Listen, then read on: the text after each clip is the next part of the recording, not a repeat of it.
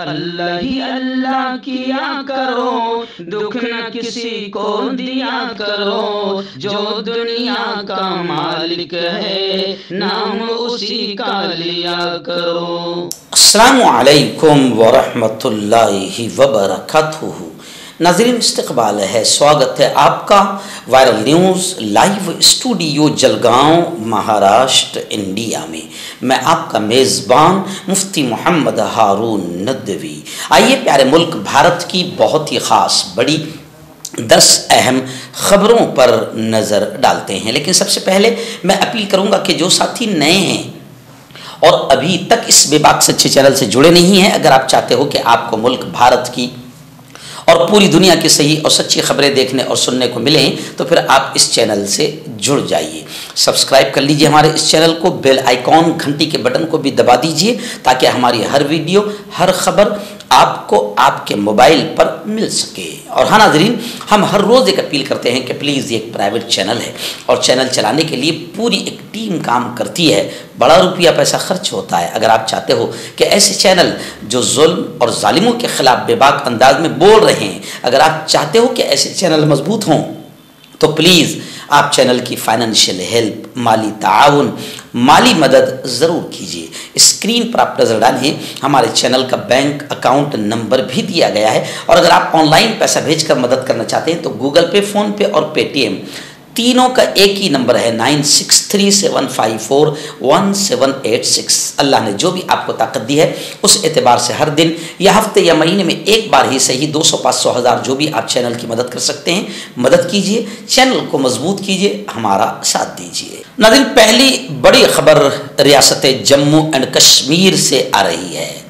जी हाँ, गुज़िश्ता कल उमर अब्दुल्ला ने वज़ीर आला जम्मू और कश्मीर की हैसियत से हलफ लिया, शपथ लिया। इस मौके पर सुरेंद्र सिंह को नायब वज़ीर आला मुकर्रर किया गया और 5 वज़रा को, 5 मंत्रियों को भी हलफ दिलाया गया, शपथ दिलाई गई। कांग्रेस बाहर से हिमायत करेगी, हुकूमत में वजारत लेने से इनकार कर दिया। उमर अब्दुल्ला ने जम्मू कश्मीर के वज़ीर आला की हैसियत से गुज़िश्ता कल श्रीनगर शहर में कश्मीर इंटरनेशनल कॉन्फ्रेंस सेंटर में हलफ लिया। इसी के साथ सुरेंद्र सिंह चौधरी ने यूनियन टेरिटरी के नायब वज़ीर आला के तौर पर हलफ लिया। मैं आपको बता दूं कि नेशनल कॉन्फ्रेंस और कांग्रेस के इत्तेहाद ने जम्मू कश्मीर असम्बली इंतखाबात 2024 में अक्सरियत हासिल की और नफरती फैलाने वाली पार्टियों को कश्मीरियों ने निकाल कर फेंक दिया। अब उमर अब्दुल्ला को वज़ीर आला नामजद कर दिया गया है। हलफ बर्दारी की तकरीब में कांग्रेस के सदर मल्लिकार्जुन खड़गे, लोकसभा में कायदे हिज़्ब इख्तिलाफ दबंग नेता राहुल गांधी, कांग्रेस की जनरल सेक्रेटरी प्रियंका गांधी और पीडीपी की सरबराह और रियासत की साबिक वज़ीर आला महबूबा मुफ्ती समेत कई अहम सियासी रहनुमाओं ने इस प्रोग्राम में हलफ बर्दारी की तकरीब में शिरकत की। नाज़रीन, दूसरी बड़ी खबर आ रही है और ये बात हमने पहले ही कह दिया था कि मरहूम बाबा सिद्दीकी की मौत की तहकीकात को लेकर यह खबर है कि मौत की तहकीकात में SRA प्रोजेक्ट शामिल है, क्योंकि पुलिस ज़ीशान सिद्दीकी के खिलाफ SRA प्रोजेक्ट के खिलाफ एहतजाज करने पर दर्ज FIR की जांच कर रही है, जिसकी वजह से खानदान को खतरा लाहिक हुआ है। यानी बिल्डरशिप का ही मामला रहा है। और बांद्रा ईस्ट के MLA ज़ीशान सिद्दीकी, जिनके वालिद बाबा सिद्दीकी को लॉरेंस बिश्नोई गैंग के अरकान ने 12 अक्टूबर को मुबैना तौर पर गोली मारकर हलाक कर दिया था, मुंबई पुलिस ने अगस्त में सलम रिहेबिलिटेशन अथॉरिटी SRA के एहलकारों में रुकावट डालने के इल्ज़ाम में मुकदमा दर्ज किया था। Prime Bandra Kurla complex BKC Bharat Nagar में मुजव्वजा रीडेवलपमेंट प्रोजेक्ट का सर्वे को रोकने की कोशिश की गई थी। एक एहलकार के मुताबिक जैसा कि सिद्दीकी के एहतजाज ने खदशात को जन्म दिया, इसकी वजह से पुलिस ने इसके बारे में धमकी आमेज अनपट भी जारी किया, जिससे जाहिर होता है कि MLA और उसके करीबी लोगों के इर्द गिर्द लॉ एंड ऑर्डर का मुमकिना मसला है। यानी खैर SRA प्रोजेक्ट के मामले की तहकीकात की जा रही है।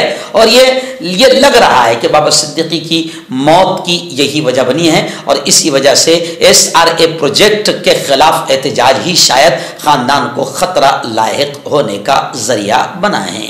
नाज़रीन, बड़ी खबर आ रही है महाराष्ट्र की, जहां मराठा रिजर्वेशन तहरीक के चळवळ के रहनुमा और लीडर मनोज जारंगे पाटिल, खबर आ रही है कि इनकी तरफ से 800 एप्लीकेशंस, 800 दरखास्तें दी गई। इंतखाबात से पहले मराठवाड़ा में फिर से इनहराफ की तहरीक का जिक्र किया गया है। लोकसभा इंतखाबात से पहले मजबूत बीजेपी जो अपने सियासी मुस्तकबिल को तस्लीम करती है, अब इस बात का जायजा ले रही है कि आया उसका निशान छूट गया है। लिहाजा इनहराफ के अमल में उन्होंने ये भी जांचना शुरू कर दिया है कि अगर वो शरद पवार की क़यादत को कैसे कबूल करते हैं। मराठा रिजर्वेशन के मुजाहिरीन से लेकर मनोज जारंगे पाटिल तक, जिन्होंने सियासी स्टेज पर ताकत का मुजाहरा किया है, अगर मनोज जारंगे उम्मीदवार खड़ा करते हैं तो फिर यूं समझिए कि मसला बड़ा टेढ़ा हो सकता है। जारंगे ने लोकसभा को बताया, लोकसत्ता को बताया कि रियासत से अब तक 800 से ज्यादा दरखास्तें मुझे मिली है। शिवसेना में तकसीम के बाद मराठवाड़ा के 9 MLA ने वजीर आला एकनाथ शिंदे की क़यादत कबूल कर ली। लेकिन ये माना जा रहा है कि मनोज जारंगे पाटिल अगर पूरी ताकत के साथ मैदान में उतरते हैं तो फिर जाहिर बात है कि बीजेपी के लिए तो खतरा होगा ही होगा, लेकिन महाविकास अघाड़ी को भी नुकसान पहुंच सकता है। नाज़रीन, रियासत बिहार के युवा नेता तेजस्वी यादव का बड़ा बयान आया है। उन्होंने कहा है कि बिहार नीतीश कुमार से नहीं संभल रहा है। अपोजिशन लीडर ने यह भी कहा कि NDA हुकूमत के पास कोई कामयाबी, कोई प्रोजेक्ट नहीं। जब कोई कामयाबी ही नहीं है तो फिर ये लोग सिर्फ और सिर्फ नफरत फैला रहे हैं। तेजस्वी प्रसाद यादव ने कहा कि वो जाती तौर पर चीफ मिनिस्टर और JDU के कौमी सदर नीतीश कुमार का जाती तौर पर एहतराम करते हैं, लेकिन अब रियासत उनसे चलने वाली नहीं है। वो थक चुके हैं। बिहार के जो हालात है अब उनसे संभल नहीं रहे हैं। बल्कि बड़ी खबर बिहार की ये भी आ रही है कि बिहार यूनिवर्सिटी के 80,000 तलबा, 80,000 स्टूडेंट्स का रिजल्ट गायब है। स्कोर कार्ड डिलीट किए जाने से तलबा हैरान और परेशान है। यानी ये एक खबर है जो बता रही है कि बिहार का कितना बुरा हाल है। और अब बिहार में कुछ हो नहीं पा रहा है तो फिर अपोजिशन लीडर तेजस्वी यादव ने कहा है कि NDA हुकूमत सिर्फ और सिर्फ नफरतें फैलाने का काम कर रही है। नाज़रीन, आज जुमेरात है और जुमेरात की रात में बहुत ही अहम बयान होता है किसी अहम उन्वान को लेकर। तो आज का उन्वान है कि अगर अब भी न जागे तो मुसलमानों की बेहिसी और इंतशार। बड़ा अहम उन्वान है। मौके और हालात को देखते हुए आज ये इस अहम उन्वान पर लाइव बयान होगा इसी चैनल पर रात 9 बजे। आप हजरात से गुजारिश की जाती है कि इस बयान को आप ज़रूर अपनी फैमिली के साथ देखें और दोस्तों को भी इस बयान के देखने की दावत दें। नाज़रीन, गुज़िश्ता कल जलगांव ज़िला के चोपड़ा शहर में मुस्लिम खाटिक समाज की जानिब से एक बहुत ही शानदार प्रोग्राम लिया गया था कैरियर गाइडेंस का। और मुस्लिम खाटिक समाज के इस प्रोग्राम का अध्यक्ष मुझे ही बनाया गया। समाज का मैं मुस्लिम खाटिक समाज का मैं राष्ट्रीय अध्यक्ष भी हूँ। तो गुज़िश्ता कल के प्रोग्राम का मुझे ही अध्यक्ष बनाया गया। और इस प्रोग्राम की खास बात ये रही कि मध्य प्रदेश, गुजरात और महाराष्ट्र 3 स्टेट के खाटिक बिरादरी के हजारों जिम्मेदार इस प्रोग्राम में आए थे। और ख़ास बात यह कि स्टूडेंट्स, बेटे बेटियां, पढ़ने वाले बच्चे बड़ी तादाद में आए थे। और इस प्रोग्राम में इन बच्चों को गाइडेंस के लिए, रहबरी के लिए कि आगे मुस्तकबिल में क्या किया जाए और क्या करें, इसके लिए बाकायदा मुंबई, पूना, भिवंडी और कल्याण से मुख्तलिफ स्कॉलर्स को बुलाया गया था। और भी मौलाना आज़ाद अल्पसंख्याक या मौलाना आज़ाद आर्थिक महामंडल के भी बड़े बड़े अफसरान आए थे, जिन्होंने बहुत ही बेहतर अंदाज में बच्चों की रहबरी की। और आखिर में फिर अध्यक्षीय भाषण में मैंने खुलकर बेटियों से खास तौर से कहा कि मेरी बेटियों, अपनी इज्जत की, अपने ईमान की हिफाजत सबसे बड़ी डिग्री और सबसे बड़ी कामयाबी है। मैंने कहा कि माँ बाप आपको पढ़ने का मौका दे रहे हैं, पहले पढ़ाया नहीं जाता था, बेटियों को चूल्हे की हद तक रखा जाता था, लेकिन आज आपके माँ बाप लाखों रुपये आप पर खर्च कर रहे हैं और आपको डॉक्टर, इंजीनियर, बड़ी बड़ी डिग्रियां दिला रहे हैं। मेरी बेटियों, बस इतना ध्यान रखना कि सबसे बड़ी डिग्री है अपनी इज्जत की और अपने ईमान की हिफाजत, अपने माँ बाप का नाम रोशन करना और अपने समाज का, अपने दीन का नाम बदनाम होने न देना। बहुत कामयाब ये प्रोग्राम रहा। चोपड़ा की पूरी खाटी की बिरादरी, चोपड़ा शहर, चोपड़ा तहसील की पूरी खाटी की बिरादरी को बिल्कुल दिल की गहराइयों से हम मुबारकबादियाँ पेश करते हैं कि एक अच्छा प्रोग्राम रहा। फिर दोपहर के सेशन में बाकायदा सालाना हमारी वार्षिक मीटिंग हुई, सालाना मीटिंग हुई, जिसमें आगे पिछला हिसाब किताब भी एक साल का पेश किया गया और आगे समाज को किस तरीके से तालीमी एतबार से, एजुकेशन, शिक्षण के एतबार से आगे ले जाया जाए और कैसे ज़कात फंड जमा करके उसका सही मुस्तहिकीन तक उसको पहुंचाया जाए और इस्तेमाल किया जाए, इसको लेकर भी बाकायदा दोपहर के सेशन में अहम मीटिंग हुई। और फिर आखिर में दुआ पर इस प्रोग्राम का इख्तिताम अमल में आया। ये प्रोग्राम बेहद कामयाब रहा। एक बार फिर अल्लाह करीम का शुक्रिया और फिर उसके बाद उसके बंदों का शुक्रिया कि चोपड़ा वालों ने बड़ी मेहनत की और बड़ा शानदार ये कामयाब प्रोग्राम रहा। इस प्रोग्राम में बाकायदा कुछ स्टूडेंट्स ऐसे हैं, बेटे बेटियां, जिन्होंने आला नंबरात हासिल किया 10th में, 12th में, साइंस में और मेडिकल कॉलेज में आला नंबरात हासिल किए और बड़ी बड़ी डिग्रियां हासिल किए हैं या कर रहे हैं। ऐसे बच्चों को भी मेहमानों के हाथों से इनामात, सत्कार, सम्मान, ट्रॉफी और सर्टिफिकेट से नवाजा गया। नाज़रीन, रियासत कर्नाटक की राजधानी बेंगलुरु से बड़ी खबर आ रही है कि बेंगलुरु में मूसलाधार बारिश ने तबाही मचा दी। शॉपिंग मॉल में पानी घुस गया और ऐसा घुसा कि ट्रैक्टर्स के जरिए फंसे लोगों को घरों से निकाला भी गया। कर्नाटक की राजधानी बेंगलुरु समेत रियासत के कई हिस्सों में मूसलाधार बारिश हो रही है। मंगल के रोज शदीद बारिश के बाद बुध को भी कई इलाकों में तेज बारिश से तबाही का मंजर देखने को मिला। मामूलात जिंदगी पूरी तरीके से दरहम बरहम हो चुका है और कई इलाके जेरे आव आ चुके हैं। मुश्किल हालात का अंदाजा इसी बात से लगाया जा सकता है कि बेंगलुरु के यलाहंका में मौजूद फिनिक्स मॉल ऑफ एशिया, बड़ा मॉल है, जब में हर जगह पानी भर गया। सोशल मीडिया प्लेटफॉर्म्स पर ऐसी कई वीडियोस सामने आई है जिसमें देखा जा सकता है कि फिनिक्स मॉल ऑफ एशिया के दाखिली दरवाजे पर भी पानी भरा हुआ है, जिससे ग्राहक मॉल के अंदर नहीं जा पा रहे हैं। ये बेंगलुरु का सबसे बड़ा मॉल है जहां लोगों की जबरदस्त भीड़ देखने को मिलती है। नाज़रीन, बड़ी अजीब खबर आ रही है और हंसी भी आती है। क्या करें, अदालतों में अब ऐसे ऐसे लोग हैं बैठे हुए। जी हाँ, कर्नाटक हाई कोर्ट ने एक चौंका देने वाला तबसरा किया है। जी हाँ, एक जज ने कहा कि मस्जिदों में जय श्री राम का नारा लगाने से मजहबी जज्बात को ठेस नहीं पहुंचती, मजहबी जज्बात मजरू नहीं होते हैं। कर्नाटक हाई कोर्ट ने तबसरा किया है कि मस्जिद में जय श्री राम का नारा लगाने से किसी के मजहबी जज्बात को ठेस नहीं पहुंचती है। अदालत ने इस केस में मुल्जिमान के खिलाफ जारी फौजदारी कार्रवाई को कल अदम करने की भी हिदायत की।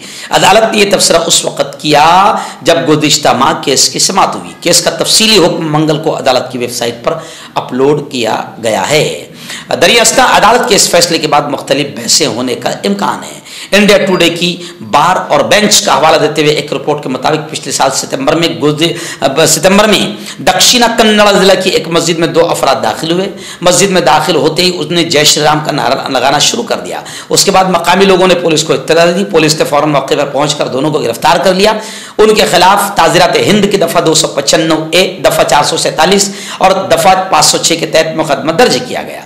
जैसे ही पुलिस ने केस दर्ज किया, मुलजिम ने बराह रास्त कर्नाटक हाई कोर्ट से रुजू किया और अब कर्नाटक हाई कोर्ट ने यह तबसरा किया कि मस्जिदों में जय श्री राम का नारा लगाने से मजहबी जज्बात को ठेस नहीं पहुंचती है। अब जाहिर बात है कि बहस शुरू हो गई है। बहस शुरू हो गई है। लोग सोशल मीडिया पर अजीब अजीब बहस कर रहे हैं, अदालतों का एहतराम भी ख़त्म हो रहा है, जज की तौहीन भी हो रही है, और लोग ये भी कह रहे हैं कि मस्जिदों में जय श्री राम का नारा लगाने से तौहीन नहीं होती है, तो फिर किसी और दूसरी जगह पर मंदिर हो या कोई और जगह हो, वहाँ पर अगर कोई अल्लाह अकबर के नारे ज़ोर ज़ोर से लगाए तो फिर किसी के मजहबी जज्बात को शायद ठेस नहीं पहुँचेगी। नाज़रीन, विधानसभा के इलेक्शन महाराष्ट्र का ऐलान हो चुका है। बड़ी खबर आ रही है, वोटर्स इस खबर पर जरूर ध्यान दें कि वोटर लिस्ट में नामों को सही करना और दर्ज कराना, इसकी 19 अक्टूबर तक ये तारीख रहेगी। यानी आपके नाम अगर सही करना है तो आप करा सकते हैं। आपका वोटिंग लिस्ट में नाम गायब था लोकसभा में, तो जाइए और फौरन अपने नाम को अभी दर्ज करा लीजिए, क्योंकि कई लोगों का नाम लोकसभा लिस्ट में नहीं था। जो लोग गाफिल थे कि हमारा तो नाम है, जब वहां पोलिंग बूथ पर पहुंचे तो वहां उनका नाम ही लिस्ट में मौजूद नहीं था। वोटर लिस्ट में नामों के इंदराज में गफलत न बरतें, जमीयत उलमा हिंद आपसे अपील करती है। और जमीयत उलमा हिंद की जानिब से, मैं खुद नायब सदर होने की जानिब से महाराष्ट्र का, आप तमाम से अपील करता हूँ, खासतौर से इमामों से अपील करता हूँ कि जुमा में ये ऐलान करवाए, वोटिंग बेदारी की मुहिम चलाए, और ये भी मुहिम चलाए कि जैसे लोकसभा में हमने अक्लमंदी और इत्तेहाद और होशमंदी से काम लिया और फिरका परस्तों को, शरपसंद ताकतों को हमने शिकस्त दी, ऐसे ही अपना इत्तेहाद, अपना इत्तेफाक, अपनी अक्लमंदी विधानसभा में भी दिखानी है। और साथ ही हम वोटरों को भी अपील करें, और बल्कि इमामों के साथ साथ जो NGOs है मोहल्लों में, हर शहर में, उन NGOs से भी मैं गुजारिश करूँगा कि इसको अपना अखलाकी फ़र्ज समझें और वोट बेदारी की मुहिम चलाएं, और जिन लोगों के नाम वोटों में, वोटिंग लिस्ट में नहीं है, उनके नाम दर्ज करवाएं, और जिनके नाम गलत है उनके नामों को सही करवाएं। इस वक्त ये काम करना भी सवाब का काम है। और याद रखें, हालात के पेश नज़र हर मुसलमान मर्द और औरत के पास वोटर ID कार्ड होना ज़रूरी है। वोटर ID कार्ड सिर्फ वोट डालने के लिए ही नहीं, बल्कि हुकूमत की नज़र में हिंदुस्तानी शहरी होने का, भारतीय नागरिक होने का एक अहम सबूत भी है। वोटर लिस्ट में नामों के इंदराज में गफलत न बरतें। नाज़रीन, रियासत उत्तर प्रदेश के बाराबंकी से बड़ी अफसोसनाक खबर आ रही है। बाराबंकी में एक मस्जिद के सामने DJ बजाने और गुलाल उड़ाने पर तनाव पैदा हो गया। एक्चुअल में उत्तर प्रदेश में हरकतें हो रही है, अभी 4-5 दिन पहले हुई।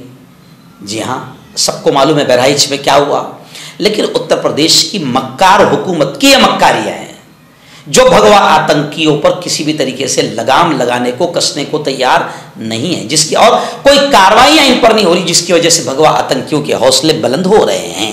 तो अब रियासत उत्तर प्रदेश के बाराबंकी से खबर आ रही है कि मस्जिद के सामने DJ जोर जोर से बजाना और फिर वो आपत्तिजनक नारे लगाना, सबको मालूम है, गुलाल उड़ाना, इस पर तनाव हो गया। वीडियो वायरल होते ही आला हुक्काम वहां पर पहुंच गए, 3 शरपसंदों को, 3 आतंकियों को गिरफ्तार किया, वरना बाराबंकी भी बहराइच बन जाता। तो खैर, बाराबंकी के पुलिस डिपार्टमेंट को मैं दिल की गहराइयों से मुबारकबाद देता हूँ और गुजारिश करता हूँ कि मुल्क हमारा अपना सबका है। ये सियासी नेता मुल्क के माहौल को ख़राब कर रहे हैं, और कुछ पार्टियां हैं जिनको हिंदू मुसलमान दंगे फसाद से फ़ायदा पहुंचता है, वही पार्टियां ये काम करवाती है और दंगे फसाद करवाने वालों पर कार्रवाई भी नहीं करती। इसलिए मैं पुलिस वालों से ये कहूँगा कि आपको ऊपर वाले ने जो वर्दी दी है, मुल्क की हिफाजत के लिए दी है, आप उस वर्दी का बिना किसी दबाव के, राजनीतिक दबाव के, बिना किसी दबाव के आप मुल्क की और मानवता की सुरक्षा में लगे रहिए। नाज़रीन, बड़ी खबर आ रही है। जी हाँ, आंध्र प्रदेश के CM वजीर आला चंद्रबाबू नायडू को आखिर ED ने क्लीन चिट दे दिया। बताया जा रहा है कि 371 करोड़ के सकल डेवलपमेंट घोटाले में ED ने वजीर आला चंद्रबाबू नायडू को क्लीन चिट दे दिया, बेदाग करार दे दिया। अब लोग सोशल मीडिया पर हंस रहे हैं कि चंद्रबाबू नायडू एक लाठी लगाए हुए हैं, एक तरफ से नीतीश बाबू है, एक तरफ से चंद्रबाबू नायडू है, और बीच में फिर BJP और नरेंद्र मोदी खड़े हुए हैं। तो जाहिर बात है कि चंद्रबाबू नायडू ने बीजेपी सरकार को बचाया है, मोदी जी को बचाया है, तो उसका इनाम तो मिलना चाहिए। तो लोग सोशल मीडिया पर कह रहे हैं कि चंद्रबाबू नायडू को इनाम मिल गया और ईडी ने उन्हें बेदाग करार दे दिया, क्लीन चिट उन्हें दे दी है। आपको याद होगा कि इससे पहले नायडू को गिरफ्तार किया गया था गुज़िश्ता साल, और 31 अक्टूबर 2023 को उबूरी जमानत मिलने से पहले 50 दिन बेचारे ने जेल में गुजारे थे चंद्रबाबू नायडू ने। फिर नायडू को गुज़िश्ता साल 9 सितंबर को आंध्र प्रदेश सीआईडी के तहकीकात के मुताबिक गिरफ्तार किया गया था। फिर नायडू जी आंध्र प्रदेश में जीत गए, उन्होंने एक सहारा दे दिया बीजेपी की हुकूमत बनाने का। तो लोग कह रहे हैं कि फिर बीजेपी ने उन्हें ये बड़ा सहारा दे दिया और ईडी ने उन्हें क्लीन चिट दे दिया। सोशल मीडिया पर लोग दबा कर कमेंट कर रहे हैं। मर्दाना ताकत हासिल करें 72 घंटों के अंदर, वो भी जड़ी बूटियों द्वारा। हकीम याकूब खान से कांटेक्ट करें जो कि 75 सालों से हिकमत कर रहे हैं। इसके अलावा जोड़ों में दर्द, गुर्दों में पथरी, शुगर, खुजली, ल्यूकेरिया का गारंटी से इलाज किया जाता है। अभी कांटेक्ट। तो मैं हकीम जावेद, क्या आपको शुगर है या आपके बदन में दर्द रहता है, जैसे जोड़ों का दर्द, नसों का दर्द, गठिया वाई? इसके अलावा अगर आपको बवासीर है, खूनी वाली हो या मस्से वाली हो, और अगर आप अपनी शादीशुदा ज़िंदगी को लेकर खुश नहीं है, तो आप हमें कांटेक्ट कर सकते हैं। यहाँ गारंटी के साथ जड़ी बूटी से इलाज किया जाता है। Thank you so much. Herbal सेहत लाए हैं 100% देसी जड़ी बूटियों से इलाज। मर्दाना ताकत, लिकोरिया, शुगर बिना अंग्रेजी दवाई, बिना परहेज के खत्म हो जाती है। इसके अलावा जोड़ों का दर्द, घुटनों का दर्द, गुर्दे की पथरी, खुजली, बवासीर, खूनी मस्से वाली, वजन कम करना, वजन बढ़ाना। अभी कांटेक्ट।